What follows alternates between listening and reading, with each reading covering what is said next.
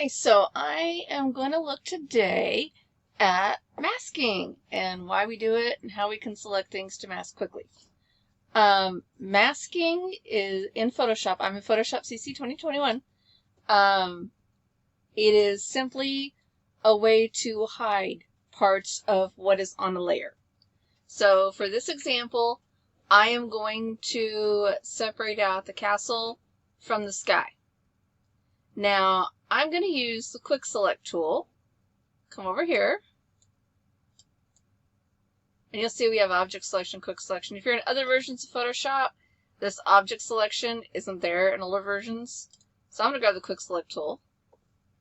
And I'm using that in particular because it relates to other software I'm using for the same tutorial, so just to keep consistency. There's several different ways you can select. So let's go ahead and grab the castle. And we'll grab a little bit of the grass there. And I'm kind of leaving the trees. We'll deal with this later. So I have something selected. Whenever you have a selection in Photoshop, and then I add a mask, a layer mask, it is going to use that selection to create the mask. So I click Add a Mask. It's this rectangle with a circle in the middle. And boom, you see all that checkerboard? That means that that's transparent. So I can bring in other things and put behind it. Now, say my mask doesn't get everything I want. Maybe I don't want these trees. Maybe I want to cut it off the grass. I make sure I've selected my mask. And you'll see when you look here at the thumbnail, wherever it's black, that's what it's hiding.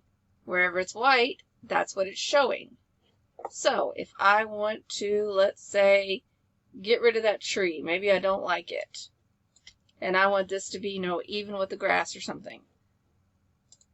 I can come in and grab my paintbrush, make sure it's set to black, and take out that tree. Let's go, whoops, maybe I made a mistake and took a bit out of the middle here for some reason. And I need to put it back. I can switch to white, which the quick key for that in Photoshop is X on your keyboard. And I can paint it back in. And you can probably hear I have a guest on my show today. I have my kitty Tiger, who's trying to help. But that's it. That's the basics of masking. A lot of it that makes them look really good is fine-tuning them. Photoshop has more tools than some of the free apps for that. Let me go ahead and cut those trees off. Look at that. We just cut those trees off the stumps. Ah, they're good. Stop deforestation. Now, if you have a hard edge like this and you want to go right around it, sometimes you might use something like the lasso tool and just create a little shape there. Because just like any other time you use a paintbrush, when you have a selection, you can only paint inside that selection. There, that helped me get a nice clean edge on that castle. I know from using this picture before that this window is kind of a problematic area. So it's one that I would come in and do on its own as a tiny little selection. And now it's ready for whatever kind of background you'd want to bring in, whether you want to change the sky or do whatever.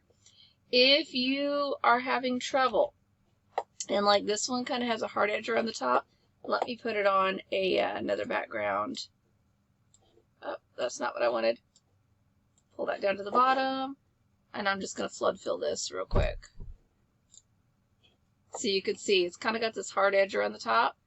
If I wanted to change that, I can shift the edge.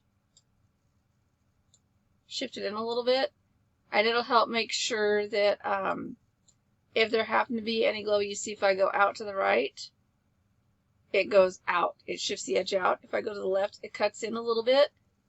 If you have somebody on a green screen or you have somebody with some hair that's flying everywhere, it can help. Here, it can help kind of up the top of this castle edge. It's these adjustments right here can really, really help. There's more in Photoshop, and I'm not going into detail on them in this video, but you have things for refined hair. You can select the subject differently. You can feather, you can smooth it. There's a lot you can do to refine this mask really quickly. But for the purposes of this specific tutorial, we're keeping it short and sweet and to the point, going over what a mask is and how we can use it. We like masks because they're non-destructive. I didn't touch my original image. Nothing's deleted. So if I made a mistake, I can bring it back. But that's pretty much it. That is basic masking in Photoshop.